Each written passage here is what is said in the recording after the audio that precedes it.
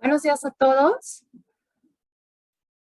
Les damos la bienvenida. Esperemos que ya se estén uniendo y estamos listos para comenzar este webinar. Les damos la bienvenida todos los compañeros, miembros de Affinitas a este webinar denominado Régimen Sancionatorio Ambiental en Chile, Colombia, México y Perú. Como saben, este esfuerzo ha sido realizado por Affinitas y por las firmas miembros de Affinitas, que son Barros Errázuriz de Chile, Gómez Pinzón de Colombia, Mijares Angoita Cortés y Fuentes de México y Miranda y Amado de Perú. Esta mañana contamos con la participación de nuestros expertos de las áreas ambientales de cada una de las firmas que nos hablarán sobre el panorama actual en cada una de sus jurisdicciones respecto de el régimen sancionatorio ambiental. Vamos a iniciar este webinar con la participación de Mara Angelini, de Barros Errázuriz, de Chile.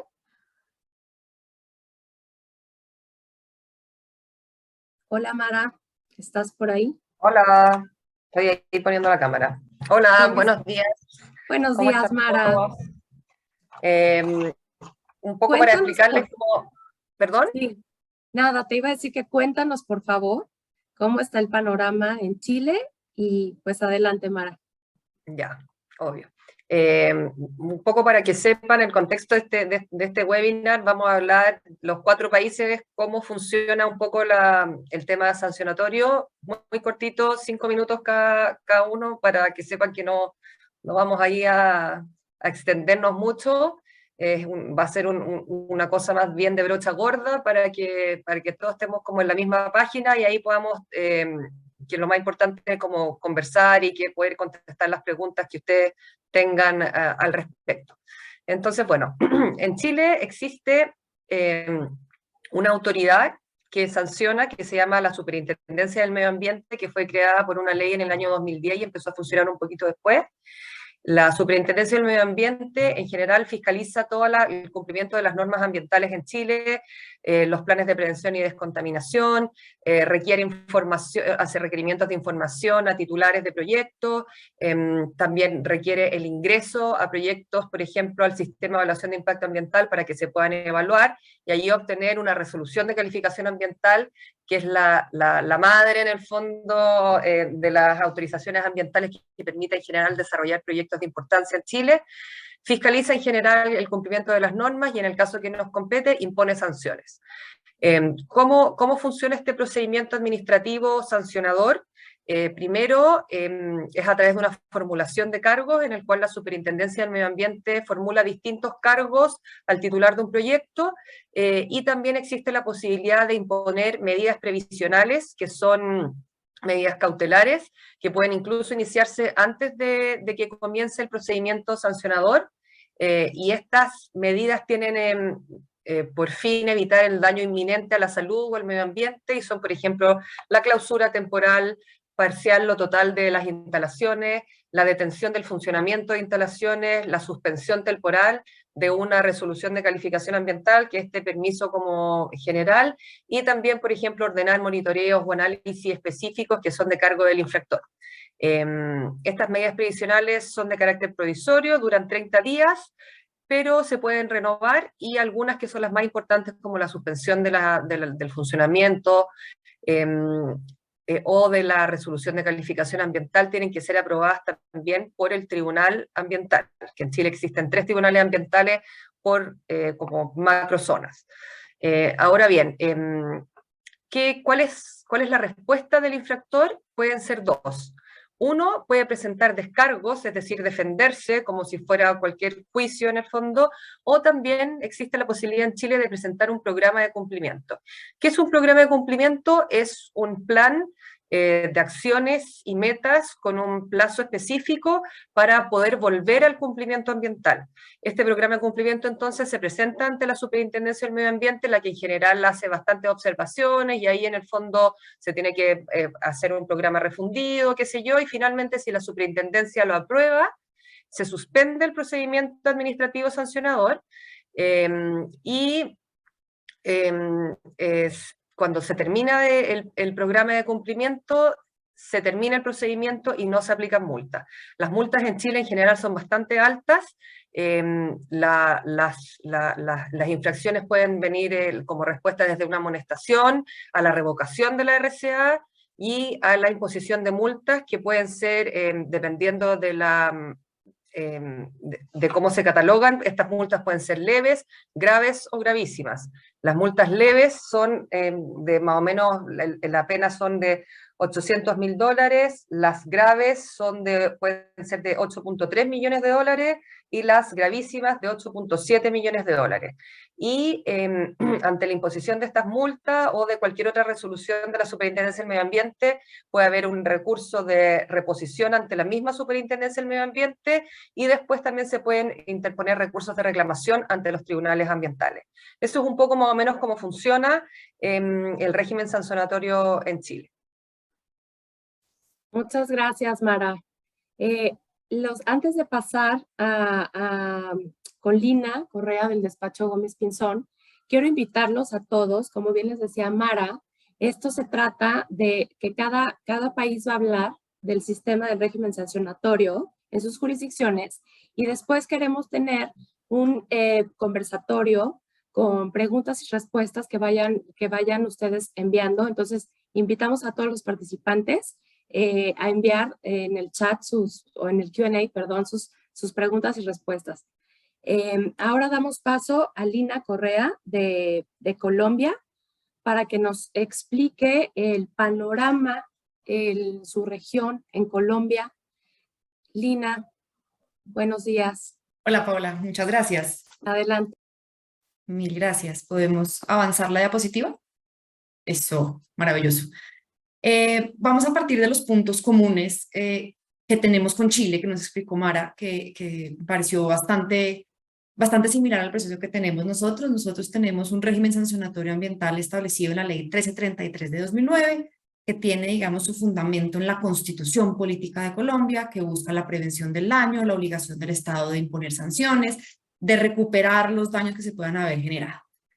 Esta norma regula todas las etapas del procedimiento, que como lo veíamos en Chile son bastante similares. El inicio de la investigación, la posibilidad de imponer medidas preventivas, Chile medidas cautelares, medidas preventivas que también pueden ser con la suspensión temporal de la actividad, el decomiso preventivo de las especies en caso de que sean infracciones que tengan que ver con flora y fauna, una amonestación escrita que es básicamente una palmadita en la mano al presunto infractor para que suspenda la actividad que pueda estar generando un riesgo a la salud y al ambiente, establece cuáles son las sanciones, el procedimiento, los momentos en que el presunto infractor puede hacer uso de su derecho de defensa, de contradicción dentro de un proceso sancionatorio ambiental, y tenemos unas particularidades que queremos llamar la atención.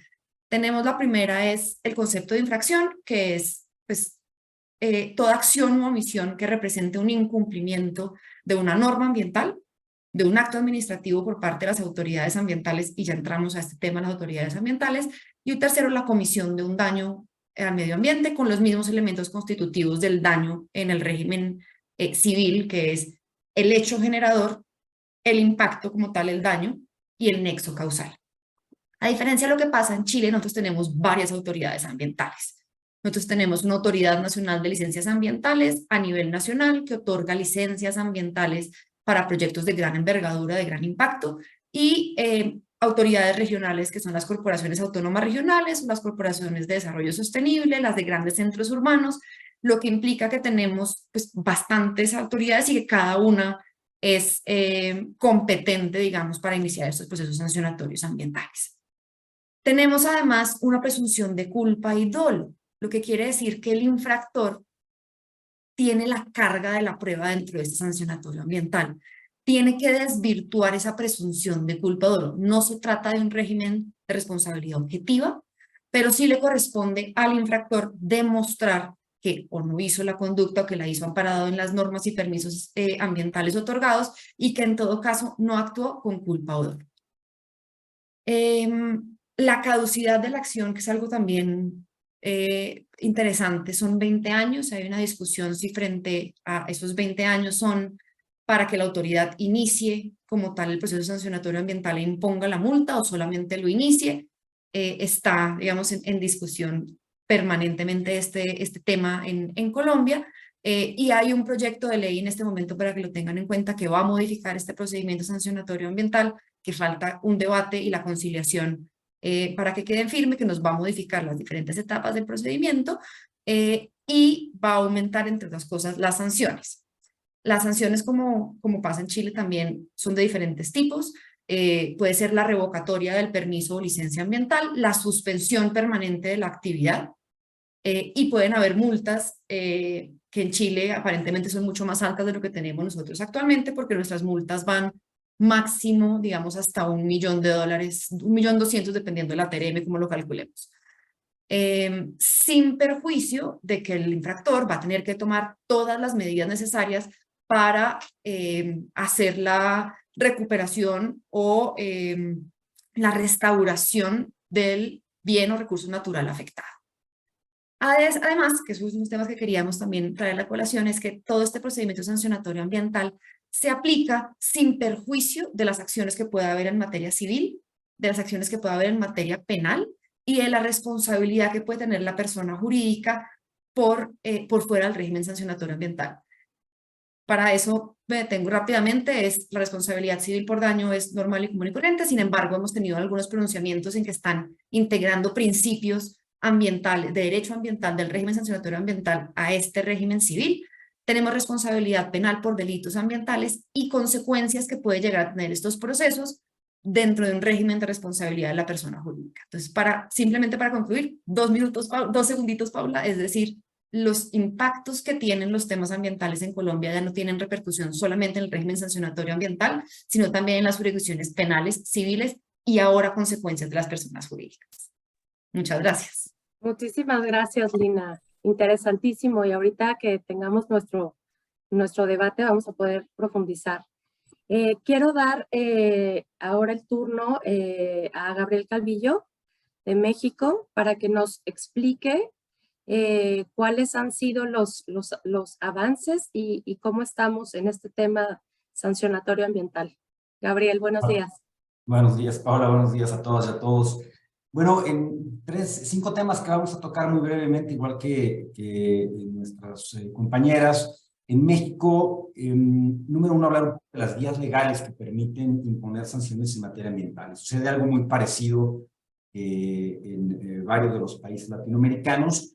Tenemos la vía administrativa sancionatoria, aunque hoy voy a hacer algunas precisiones de cómo se divide dependiendo del sector al que pertenece el infractor. Este es un tema particular, como me parece, muy mexicano.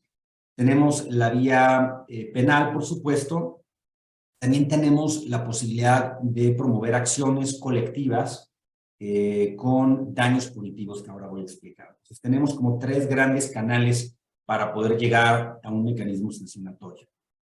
El Estado de Derecho Administrativo Sancionador Ambiental en México. Esto es un tema interesante. La Suprema Corte de Justicia en México ha emitido jurisprudencia precisando que el principio de presunción de inocencia que aplica al derecho penal en términos generales y por razones constitucionales es aplicable al derecho administrativo sancionador con ciertas modalidades, ha dicho nuestro Tribunal Máximo. ¿Esto qué significa? Que mientras en el procedimiento administrativo que siguen las autoridades regulatorias por infracciones a la legislación ambiental, sí aplica el principio de presunción de inocencia, esto sucede con ciertas gradualidades en donde no hay una transferencia completa a la parte acusadora sobre la carga, sino una distribución de la carga probatoria. Entonces, es una particularidad que hemos ido probando en los tribunales, justo por este lineamiento que nos ha dado la jurisprudencia de la Suprema Corte. Como número 3, comentar que tenemos la figura de los daños punitivos en vía judicial extrapenal. ¿Esto qué significa?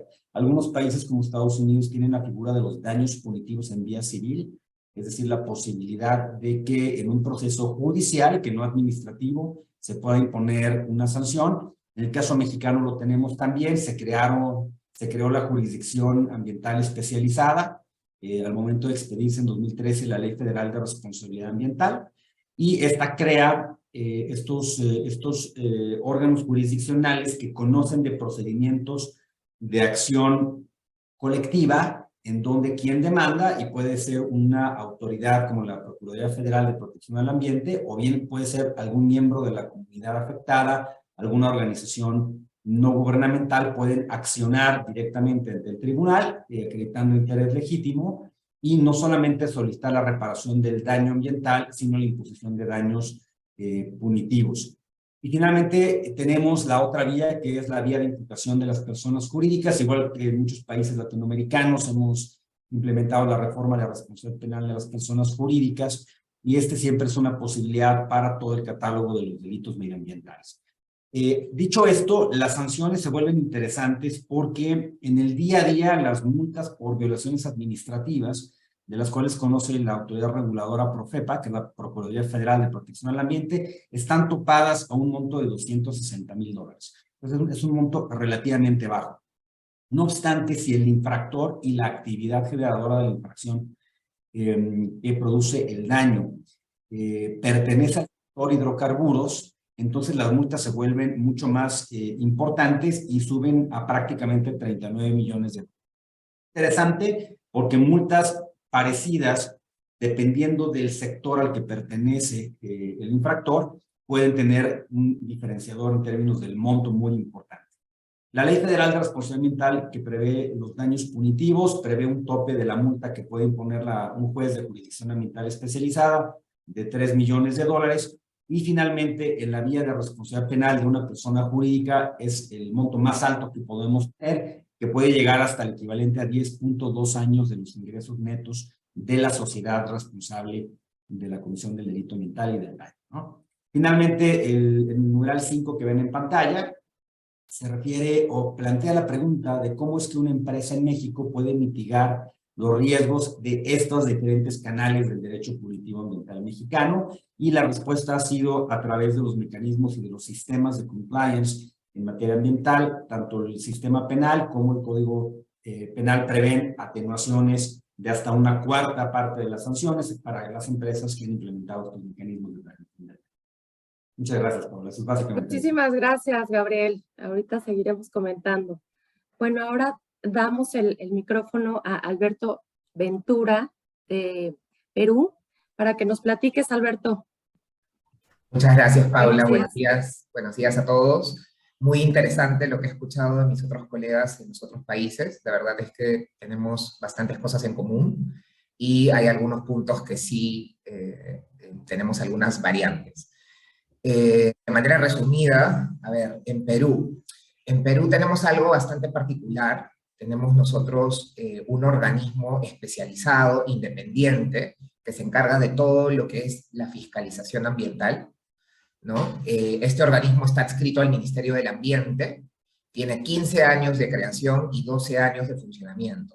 La idea y un poco el origen de crear esta entidad independiente y autónoma que se dedica exclusivamente a temas de fiscalización fue todo un debate que se dio hace más de 10 años, en donde lo que se criticaba era que los sectores que promovían la inversión privada en distintos sectores sean los mismos que fiscalicen la actividad económica, ¿no? Entonces, con la finalidad de darle un poco más de autonomía e independencia a la autoridad de fiscalización, es que se crea esta entidad de manera independiente.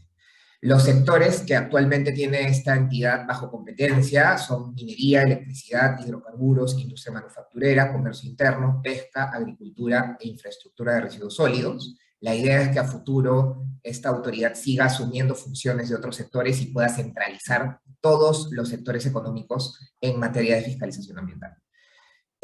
Las supervisiones, bueno, tenemos supervisiones orientativas, regulares y especiales ante casos de emergencias. Funciona al igual que en los otros países, como hemos escuchado. Tenemos sanciones pecuniarias, ¿no? Dinerarias, y también tenemos sanciones como medidas administrativas de suspensión, paralización o la implementación de alguna actividad concreta.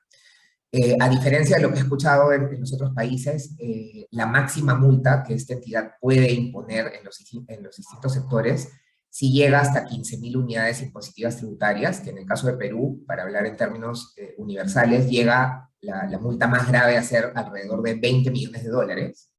Y aquí sí vale la pena detenernos un ratito, y es que hace 10 años aproximadamente esta entidad creó un régimen especial, que la verdad impactó mucho a las diversas empresas, porque han creado una regla especial, y es que por más de que el caso en sede administrativa se pierda, y este caso llegue a sede judicial, es decir, cuestionemos el caso en materia de discusión en sede judicial, la autoridad de fiscalización no pierde en ningún caso el cobro de la multa ni la ejecutoriedad de las medidas que ha impuesto, ¿no?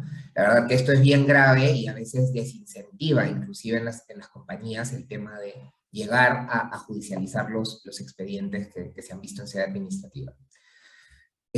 Justamente respecto a este tema de la instancia judicial, tenemos que en Perú tenemos un régimen donde tenemos hasta 3 meses luego de agotada la vía administrativa para cuestionar el caso en sede judicial.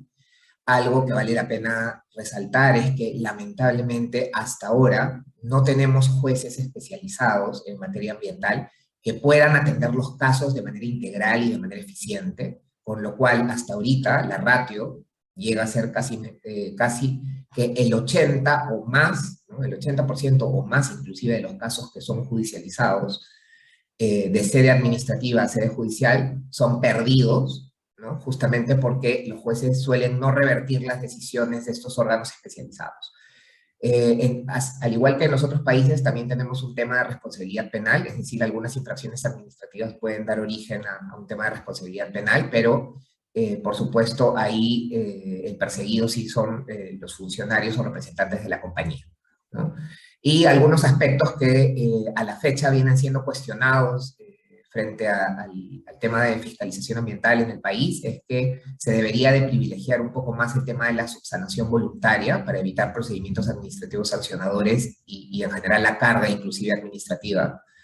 Y que lamentablemente en lo que lleva de funcionamiento esta entidad tiene algunas falencias para elaborar y producir medios probatorios idóneos. Y muchas veces tenemos casos en donde empresas son sancionadas solo en base a presunciones y donde no se llega a comprobar ni a demostrar la responsabilidad de manera fehaciente, ¿no?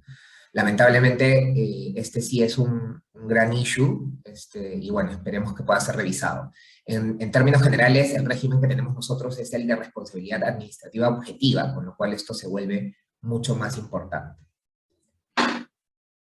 Bueno, eso es, creo que estoy con el tiempo ahí a tope, pero encantado de contestar cualquier pregunta que puedan tener de manera general. Muchas gracias, Alberto. Alberto de Miranda y Amado, de Perú. Efectivamente, ahorita vamos a pasar a una ronda de preguntas y respuestas. Por favor, manden todas sus preguntas que tengan en el Q&A para que podamos pues platicarlas, conversar, porque realmente el fin de este webinar es que todos participemos y que los expertos, que nuestros expertos de los 4 países que hoy nos acompañan, pues puedan darnos sus experiencias. Empiezo con la primera pregunta que tenemos y dejo que cada quien vaya contestando como mejor tengan oportunidad. ¿Cuál ha sido el criterio o pues si pueden comentarnos algún criterio de los tribunales de su país respecto al derecho punitivo y su aplicación en materia ambiental? ¿Quién quisiera comenzar?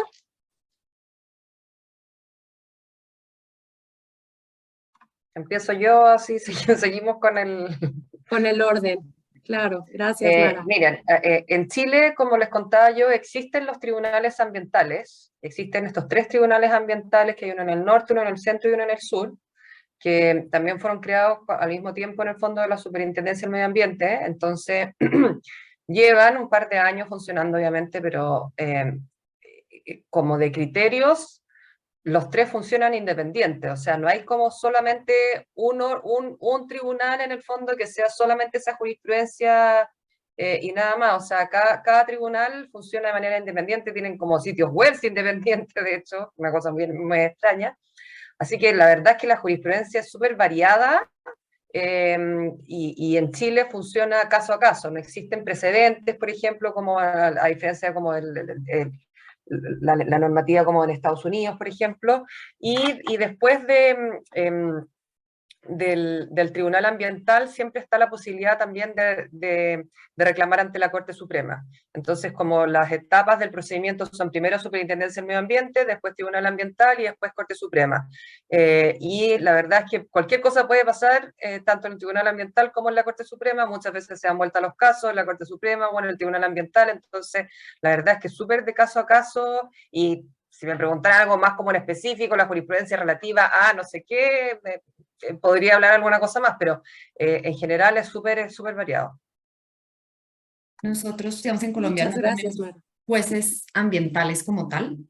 Lo que les decía, las autoridades ambientales residen todos los temas de sancionatorio ambiental, y los jueces constitucionales o Corte Suprema, dependiendo del tema, entran a revisar temas de responsabilidad civil por daños o temas de vulneración al medio ambiente sano en conexidad con algún derecho fundamental.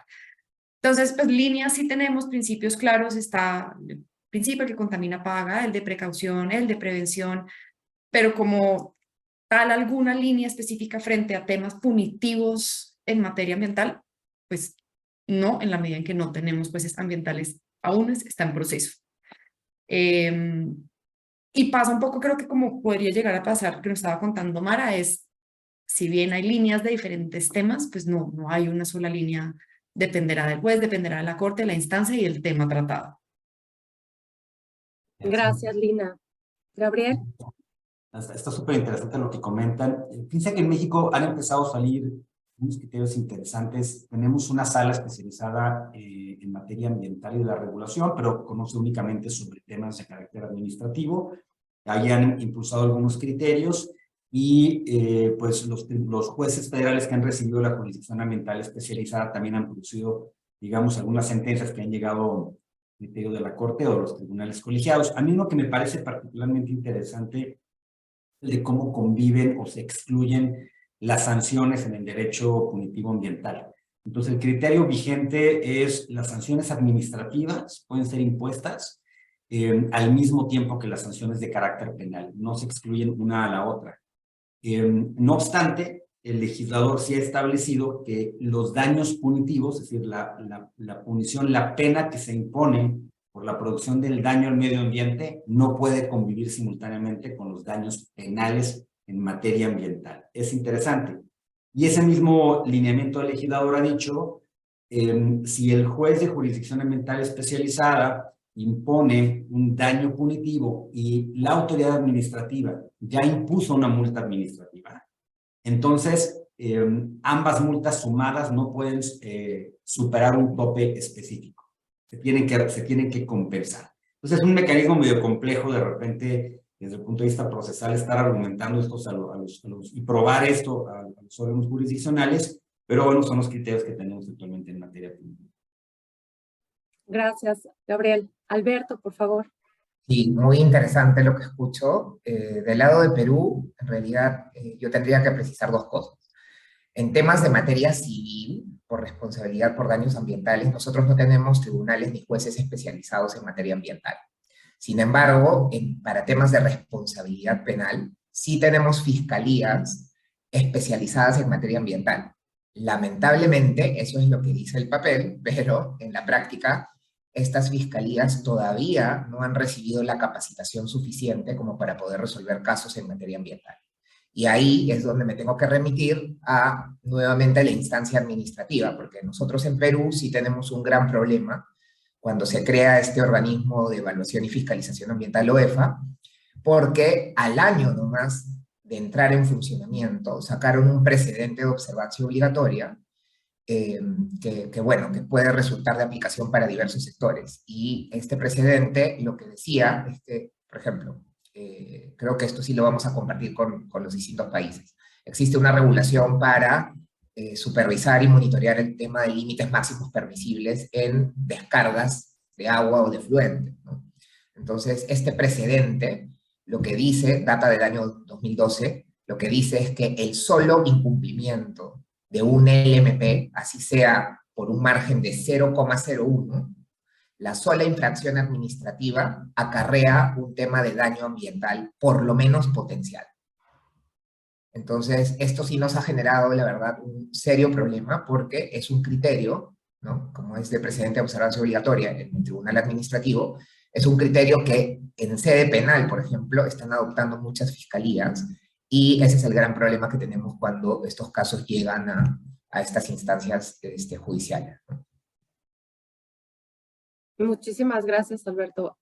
Súper interesante. Tenemos otra pregunta para los panelistas expertos. ¿Cómo es la relación y coordinación entre el máximo órgano fiscalizador y los otros organismos o autoridades administrativas? Por ejemplo, en temas de salud, forestales u otros diversos. Mara, adelante, por favor. Bueno, en Chile, la Superintendencia del Medio Ambiente es la encargada en general de fiscalizar, pero también tienen competencia ambiental otros organismos como los forestales, como salud, etcétera.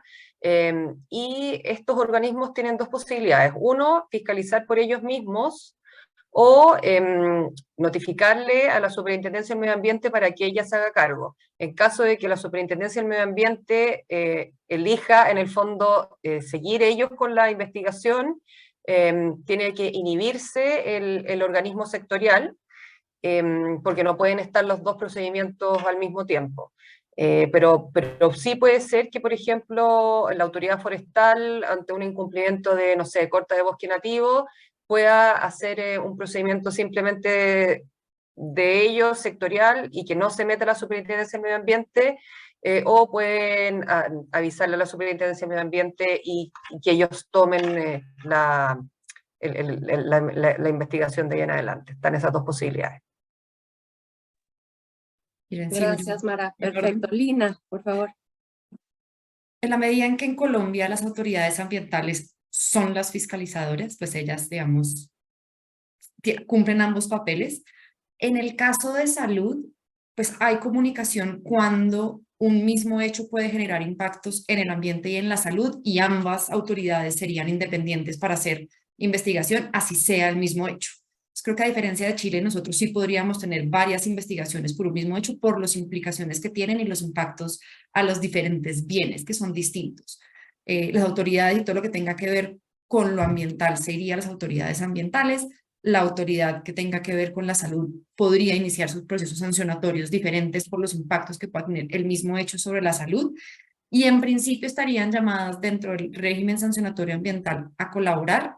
En la práctica eso no se da mucho y las autoridades se excusan bastante como les explicaba, que hay una inversión de la carga a la prueba en decir, mira, yo presumo que tú eres, demuéstrame que no. Entonces no tengo que entrar a probar que efectivamente hay un impacto a la salud, sino yo como presunto infractor demostrar que no lo hay. Es complicado, pero en principio el régimen sancionatorio ambiental sí trae esa obligación de cooperación, de por lo menos notificación cuando una conducta puede tener incidencia en los otros sectores, pero no hemos visto mucha participación de autoridades externas dentro del sancionatorio, e igual pueden iniciarse las investigaciones distintas. Adelante, Gabriel. Bueno, en el que está súper interesante. En el caso mexicano también empieza a tener algunas complicaciones porque tenemos varias agencias como la Procuraduría Federal de Protección del Ambiente, como la que tiene competencia genérica en temas forestales, de contaminación, vida silvestre, etcétera.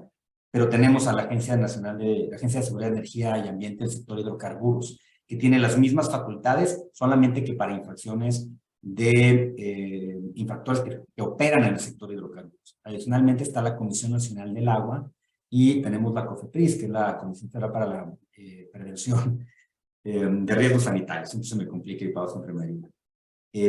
Entonces, pues sí, el problema aquí es que suelen suceder, sobre todo en temas de casos de contaminación, que tenemos un problema competencial, pero con una secuencia causal. Un derrame de contaminantes contamina el suelo, entra la competencia de la Profepa, pero si eso llega a la contaminación, si produce contaminación de agua del subsuelo o de un cuerpo de agua, tiene competencia la Comisión Nacional del Agua, y si además esto genera un efecto sobre la salud, entra una tercera agencia, y además la contaminación termina en el mar, entra la competencia sancionatoria de la Secretaría de Marina. Entonces, esto es complejo porque la secuencia causal que se da en el fenómeno del daño ambiental, pues hace que las autoridades tengan que ponerse de acuerdo, ¿no? No tenemos una disposición en México como la que nos comenta, en donde haya que darle aviso, en la práctica se da, y lo que sí ha sucedido es que la Ley Federal de Responsabilidad Ambiental lo que ha establecido es que todas las autoridades, sean administrativas, jurisdiccionales, penales e inclusive constitucionales, deben aplicar el mismo régimen de responsabilidad previsto en la Constitución y en la Ley Federal de Responsabilidad Ambiental. Esto ha solucionado en la práctica el problema.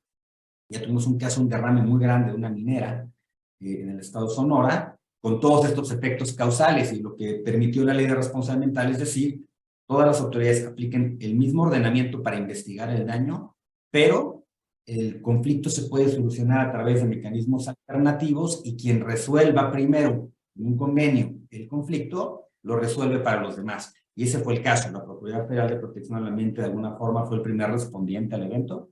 En ese procedimiento que se inició antes que otras autoridades, se suscribió un convenio para la reparación y compensación del daño, y en el mismo convenio inclusive se incluyó y se constituyó un fideicomiso para la reparación y la indemnización civil, que no nada más ambiental, a las familias y a las personas afectadas en su patrimonio o en la salud. Entonces es un poco la manera en la que ha sucedido, y finalmente la Procuraduría Federal de Protección al Ambiente emitió un protocolo para dar vista al Ministerio Público. Se denomina el Protocolo de Responsabilidad Penal de las Personas Jurídicas, y tiene el mecanismo de cómo, cuándo y con qué elementos probatorios o datos de prueba hay que acudir a la Fiscalía General de la República, ¿no?, a presentar una denuncia en contra de un ente jurídico de una sociedad.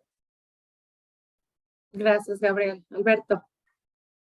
Interesante, muy buena la pregunta. En el caso de Perú, debería de precisar, nosotros tenemos dos instancias, por decirlo así, ¿no? O dos aspectos a ser monitoreados. Por un lado, este organismo de evaluación y fiscalización ambiental fiscaliza todas las obligaciones en materia ambiental, pero de carácter general, porque nosotros tenemos un régimen transversal, sectorial, es decir, cada sector tiene su propio reglamento ambiental con obligaciones macro, ¿no?, generales ambientales.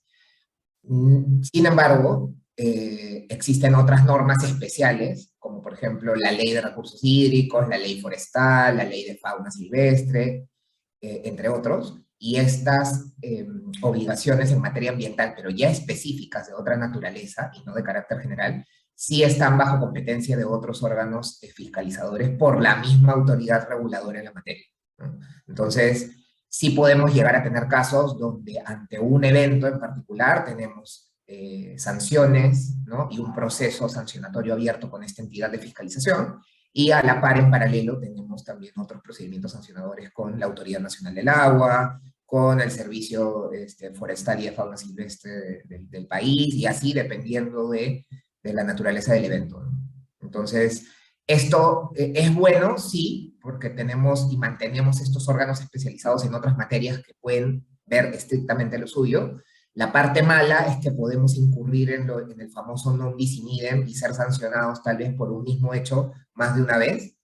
Para tratar de mitigar esto, en nuestro caso en particular, el Ministerio del Ambiente creó un tribunal de solución de controversias ambientales, en el que si un administrado se siente sancionado por un mismo hecho más de una vez, y ahí tendríamos que entrar a analizar un poco el tema de sujeto, hecho y fundamento, podría acercarse a este tribunal, y que este tribunal sea el que dirima y que determine cuál es la única sanción que podría imponerse en materia ambiental, ¿no? Lamentablemente, hasta ahora no tenemos ningún caso de éxito, cabe resaltar igual, o sea, no se ha ganado ningún caso de esta naturaleza ante este tribunal, pero es una vía que por lo menos en términos legales está contemplada. Gracias, Alberto. Tenemos una pregunta para Barros Errázuriz. Mara, en Chile se han implementado buscadores de doctrina y jurisprudencia en los mismos tribunales ambientales. ¿En qué medida esto podrá ayudar a unificar la jurisprudencia y no incurrir en fallos contradictorios? Mira, ayer me parece que recién el primer tribunal ambiental sacó este buscador de casos, de jurisprudencia y también de artículos en el fondo de temas ambientales, pero es como más bien una ayuda en el fondo a abogados que quieran, o a gente en general que quiera meterse a ver cómo ha fallado en el fondo este tribunal, y están los 3 tribunales ambientales, toda la jurisprudencia del tribunal ambiental. La verdad es que, como les contaba yo, no existe ninguna imposición a los tribunales para que no hayan fallos que sean contradictorios, y de hecho eso pasa mucho en Chile, en un mismo tribunal. O sea, puede ser que, por ejemplo, la Corte Suprema en un caso falle A y en el caso siguiente, que es un caso similar, falle B. O sea, estos buscadores obviamente ayudan para que los abogados puedan tener jurisprudencia, para que puedan citar en escrito, qué sé yo, pero más allá de eso, no hay una obligación de los tribunales de seguir ciertos precedentes. Gracias, Mara. Nos queda tiempo, creo, para 2 preguntas más. La siguiente vamos a empezar para darle un poco más de dinamismo de atrás para adelante. Alberto, te doy la palabra. Lo siguiente es lo que hablábamos de las adecuaciones legales y todas estas modificaciones en materia ambiental. ¿Ustedes consideran que han ido de la mano con la especialización de funcionarios de gobierno que se encargan de imposición de sanciones, verificación e imposición de sanciones? Sí, bueno, en el caso peruano, este organismo de fiscalización ambiental es bastante proactivo. Desde el día 1, desde el día 1 que fue creado y entró en funcionamiento, la verdad es que se volvió muy protagónico muy pronto. La verdad es que acá en Perú tú mencionas OEFA y todos se ponen, pero saltones, ¿no? Entonces, sí han hecho esfuerzos, sí sabemos que el Ministerio del Ambiente, que es la entidad a la que está adscrita este organismo, tiene capacitaciones constantes con sus funcionarios. Algo importante es que ellos tratan de dividir internamente las direcciones que evalúan los casos de fiscalización ambiental. Entonces hay despachos que solamente ven temas de minería, hay despachos que solamente ven temas de industria, hay despachos que solamente ven temas de fiscalización de energía, y así para cada sector, con lo cual tratan de generar una especialización interna en temas de sanciones ambientales. En realidad la queja no vendría tanto por el lado de las capacitaciones, sino que, como bien mencionaba de manera súper rápida en mi presentación, la queja por parte de los administrados y abogados, y me incluyo, es que el talón de Aquiles de esta entidad es que esta capacitación debe de ir de la mano con un tema de razonabilidad, ¿no? Porque es muy fácil analizar un caso en gabinete, en escritorio, pero la verdad es que los proyectos de inversión son dinámicos y en campo o sea, la realidad siempre supera lo escrito en la norma. Y es ahí donde nos enfrentamos con bastantes problemas con esta autoridad, porque muchas veces, como decía, basan la decisión de sancionar en base a presunciones y no llegan realmente a probar de manera fehaciente que la conducta ha generado algún tipo de impacto relevante o daño, ¿no?, ambiental, o que realmente la infracción se ha dado, ¿no? Y es ahí donde deberíamos de trabajar con los especialistas y en realidad un poco aterrizando el tema a lo que sucede realmente en la práctica. Gracias, Alberto. Gabriel. Bueno, el tema de la capacitación ha sido también muy complejo, como Alberto nos comenta, igual en México, sobre todo porque no tenemos un servicio civil de carrera. Entonces, lo que sucede es que de repente hay administraciones que invierten muchísimo tiempo en la capacitación de los funcionarios, y de repente administraciones que retroceden o disminuyen inclusive el tamaño del presupuesto de las mismas instituciones ambientales. Lo mismo que ha sucedido en otras partes del mundo, lo mismo que ha pasado en Estados Unidos con la administración anterior a la previa. Pues ha habido administraciones mexicanas, el caso de ahora, en donde se ha restringido muchísimo, y ha habido un reemplazo del personal con nuevos funcionarios que no han sido capacitados. En donde se ha mantenido bastante bien es en la vía jurisdiccional administrativa, porque tenemos solamente 3 magistrados que llevan muchísimo tiempo en la sala ambiental y de la regulación del Tribunal de Justicia Administrativa. Ahí sí, la verdad, se ha generado muchísimo conocimiento y profundidad en los criterios. Y en el Poder Judicial, la verdad de las cosas es que la Corte y el Consejo de la Judicatura Federal sí han mantenido un programa año tras año de capacitación permanente para funcionarios del Poder Judicial, para secretarios de estudio de cuenta de los ministros, y eso la verdad es que sí ha permitido que la Corte se haya pronunciado en casos como muy importantes con criterios de mucha profundidad. El tema es que esto pues obviamente va cambiando el personal y va cambiando el nivel de profundidad, pero seguramente es un tema común en todos los países y tendremos que seguir trabajando en ello. Una propuesta importante que vino en una de las iniciativas para la Ley Orgánica de la Procuraduría Federal de Protección al Ambiente fue precisamente crear el Instituto de Capacitación para la Procuración de Justicia y ya hacerlo de forma permanente en la estructura de la institución para que no importe quién esté llegando, pues reciba la capacitación básica para los efectos de ambiente. Gracias, Gabriel. Lina, por favor, adelante. Yo me atrevo a decir que depende mucho de la autoridad. Nosotros tenemos, les decía, una cantidad de autoridades ambientales con poder de fiscalización y poder sancionatorio, y depende, porque los recursos que reciben son distintos, la capacidad técnica, económica es distinta. El ministerio ha hecho esfuerzos para capacitar a los funcionarios y normalmente en estos temas de sanciones le han puesto mucha atención porque hay muchos sancionatorios, pues sancionatorios que se están cayendo por temas, por ejemplo, de forma o de cálculo de la sanción. Entonces están buscando cada vez más que los personales que están llevando ese proceso sancionatorio sepan, uno, del tema de que se trata, y dos, que tengan conocimiento legal suficiente pues para poder que el proceso sancionatorio se mantenga.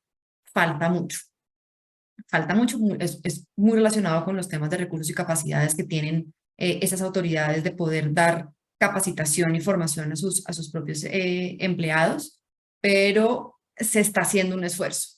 Y en el momento en que se creen los tribunales ambientales, si se llega a crear o una sala de temas ambientales específicos, pues uno de los requisitos que sí se ha discutido bastante es pues que sí sean personas formadas, no solamente en carrera judicial, sino pues en temas ambientales puntuales, por la incidencia y la importancia que esto tiene. Bueno, y por último, en relación a Chile, la verdad es que no hay mucho problema en relación a capacitación. Me parece a mí que son bastante preparados en la Superintendencia del Medio Ambiente y también se dividen internamente como entre fiscalización y sanción. Entonces tienen esas dos cosas bastante separadas. En general, siempre antes de una formulación de cargo se hace una visita al lugar. O sea, en general las formulaciones de cargo son porque la Superintendencia del Medio Ambiente ha ido y ha encontrado incumplimientos. O sea, no es una cosa como habla Alberto, como meramente de gabinete. También los tribunales ambientales están bastante capacitados porque tienen dos ministros que son tres ministros cada tribunal, y son dos que son abogados y uno es una de área científica. Entonces también tienen la parte como técnica, que obviamente en el área ambiental es muy importante, bastante cubierta. Entonces yo no creo que hayan como algunos problemas de capacitación, sino más bien obviamente también, como un poco decía Alberto, de como el contenido y de ver en el fondo cuándo es necesario un procedimiento sancionatorio y cuándo no, y cómo se cataloga cada una de las infracciones. Eso hay más como hay más contención adentro del país a decir qué cosas sí debería estar multada y qué cosas no. Perfecto, mil gracias. Tenemos tiempo rapidísimo para otra pregunta, un par de minutos si pudieran tomar. En las legislaciones de cada país hay flexibilidad frente a la incorporación o modificación de componentes sin certificaciones ambientales, y en ese caso, ¿cuáles serían las sanciones aplicables? Mara, si quieres continuar. Perdón. Ya, entonces, ya, la incorporación de modificaciones. Exacto. Ya, en general, entonces, esto es como modificaciones de proyectos, ya. Los proyectos grandes, como hablaba yo, tienen esta resolución de calificación ambiental, que significa que pasan por el sistema de evaluación de impacto ambiental.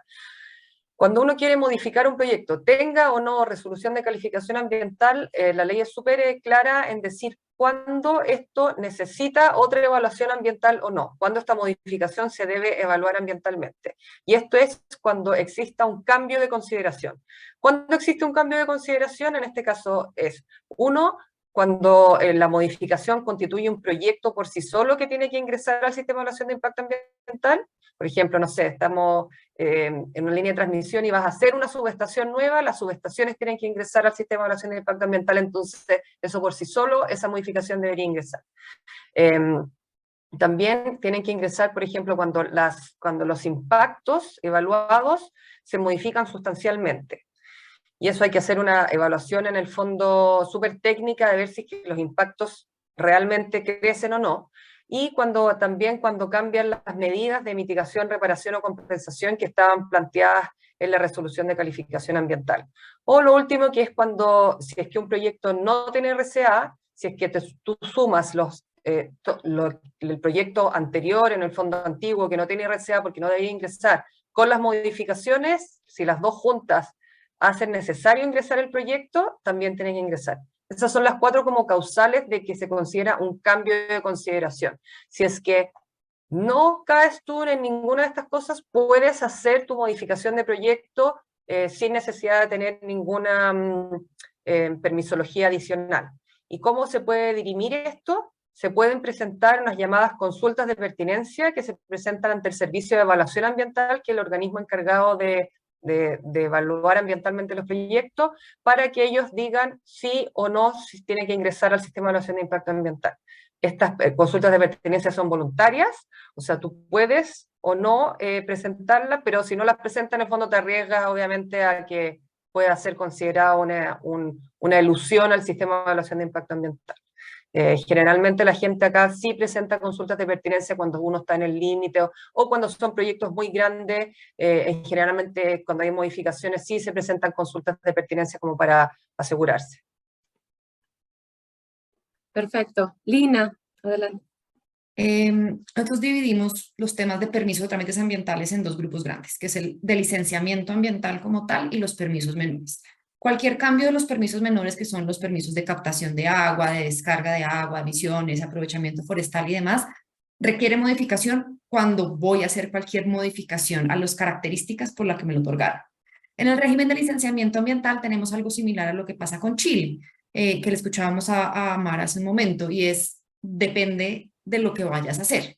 Entonces, si son obras que se van a hacer que requieren una ampliación o reducción del área, se van a hacer integración de proyectos, se van a generar impactos adicionales a los contemplados en el estudio de impacto ambiental, se requiere un uso de aprovechamiento adicional de recursos naturales, usualmente se requiere la modificación de la licencia ambiental, pero hemos implementado listados de actividades que se consideran como un cambio menor o giro ordinario, en el cual ya no requiere un pronunciamiento por parte de la autoridad, sino simplemente un envío de un informe en el que detallo lo que voy a hacer y por qué se cuadra, digamos, de alguna manera, en alguno de los numerales de las actividades listadas, consideradas ya por la autoridad como un cambio menor. En caso de que no esté y yo no vaya a generar impactos adicionales, no voy a requerir uso de recursos naturales, pues puedo solicitarle a la autoridad ambiental un pronunciamiento para pues, evitar, digamos, tener que hacer todo el trámite de modificación, que evidentemente es mucho más extenuante, digamos, y requiere muchos más estudios que un cambio menor. Hacer una actividad de estas que requiere modificación sin contar con esa certificación ambiental o sin esa visto bueno, trae sanciones importantes dependiendo, digamos, el impacto que se genere por la obra. Normalmente, las sanciones más grandes que hemos visto nosotros en materia ambiental en Colombia, aparte de los eventos de contaminación o daño grande, son por actividades que se inician sin contar con la modificación de la licencia ambiental, y ahí vemos sanciones que van por el máximo de las sanciones permisibles. Entonces, pues dependerá del caso a caso y la evaluación que haga la autoridad, pero puede llegar a hacerse si están dentro de ese listado de cambio menor. Gracias, Lina. Adelante, Gabriel. Interesante, pues yo la vas a suscribir lo mismo que nos acaba de compartir Lina para el caso mexicano, prácticamente lo mismo, y quisiera poner aquí una complicación que se vuelve interesante en la práctica. Cuando un proyecto que ya fue autorizado, de repente es detenido por la autoridad, porque hubo algún impacto residual que no fue objeto de evaluación inicial. Y entonces lo que procede en esos casos es, claro, se tiene que reevaluar, o el promovente lo que dice es, a ver, yo para levantar la clausura, ¿qué es lo que necesito hacer? Y lo que establece aquí la Ley Federal de Responsabilidad Ambiental es interesante, pues se llama la cláusula de sustentabilidad.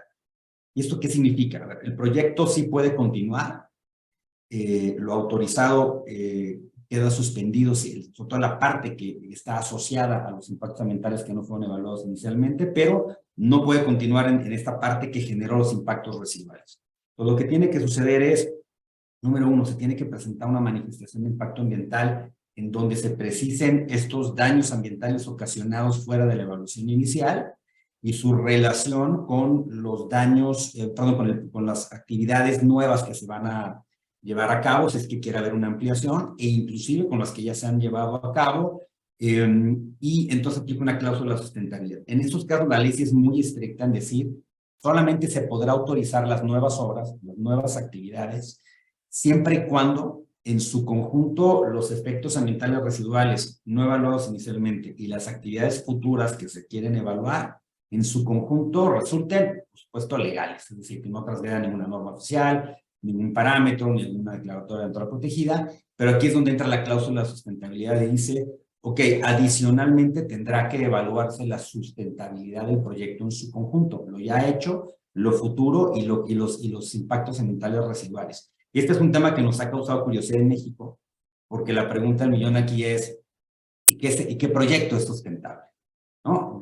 ¿Cómo demostramos que un proyecto es sustentable? Irónicamente, la Secretaría de Medio Ambiente, quien en principio tiene a su cargo la agenda de sustentabilidad, no ha emitido criterios en ese sentido, pero sí lo ha hecho la Secretaría de Hacienda y Crédito Público, publicando la taxonomía sostenible. Esto sucedió apenas algunos meses en México, y la taxonomía sostenible mexicana lo que dice es, para 124 actividades, en qué casos, ¿no?, vamos a poder establecer que son sostenibles. Entonces está volviendo interesante cómo estos momentos en donde queremos ampliar un proyecto, pero que ya ha generado impactos residuales que no fueron evaluados inicialmente, tenemos que virar al tema de los criterios de la Secretaría de Economía para efectos ASG y para poder demostrar, ¿no?, que en su conjunto un proyecto es sustentable y que por lo tanto debe permitirse su ampliación. Entonces es un conjunto de elementos que hay que concatenar y argumentar, y pues es algo que estaremos ahí ensayando seguramente en los tribunales en los próximos años. Gracias, Gabriel. Alberto. Gracias. Sí, bueno, a ver, en el caso de Perú, tendría que decir que tenemos dos rubros, ¿no? Dos grandes rubros. Los cambios a proyectos de inversión que generen impactos ambientales significativos están dentro del universo de lo que sería una modificación del instrumento ambiental original, ¿no?, aprobado para la actividad. Y aquellos cambios que no generen impactos ambientales significativos, sino que al contrario, sean no significativos, están en un universo de presentar en Perú se ha creado ya hace más o menos 9 años una figura más expeditiva que a la modificación de un EIA, por ejemplo, que se llama un informe técnico sustentatorio, ¿no?, que es un instrumento de menor categoría que se aprueba de manera más express, más expeditiva, justamente para evitar ir por la modificación grande de un estudio de impacto ambiental. El gran problema que tenemos es que aún en el universo de modificaciones que no generen impactos ambientales significativos, existe la duda, ¿no?, de muchos proyectos de inversión de cuál es el límite para presentar ese informe técnico sustentatorio express, ¿no? Porque van a haber, por supuesto, cambios que no necesariamente van a requerir una modificación o pasar por un proceso de evaluación. Y es ahí donde nosotros nos enfrentamos a problemas con el fiscalizador ambiental, porque a veces se incorporan componentes sin haber pasado por este proceso, y en el caso peruano muchas veces nos quedamos entrampados, porque, y creo que ahí apuntaba un poco la pregunta, ¿no?, porque una vez que ya tengo componentes implementados sin pasar por certificación ambiental, en el caso peruano no hay mucha flexibilidad para regularizar, y solamente nos aprueban algunos sectores por momentos específicos y por temporadas específicas, nos dan un plazo como una especie de amnistía, ¿no?, de unos 2-3 meses para regularizar de manera excepcional estos cambios que no pasaron por un proceso de evaluación, ¿no? Pero, como decía, son excepcionales y el gran problema que tenemos es que terminado este periodo de gracia, nos quedamos pues en la nebulosa y muchas veces nos es difícil todavía en Perú regularizar estos cambios que no pasaron por una certificación. Muchas gracias, Alberto. Quiero agradecer la participación de nuestros 4 expertos, de las 4 firmas que integran Affinitas, pero sobre todo quiero agradecer a todos los participantes, a quienes se inscribieron y han estado con nosotros a lo largo de este webinar. Les agradecemos sus preguntas y ustedes saben que quedamos a su disposición para cualquier duda o para cualquier apunte en específico de algo que dijeron nuestros expertos. Nos pueden escribir al correo contact@affinitaslegal.com o a través de LinkedIn nos encuentran como Affinitas Legal. Muchas gracias a todos y hasta una nueva oportunidad. Hasta pronto. Muchas gracias. Gracias. Gracias. Hasta luego.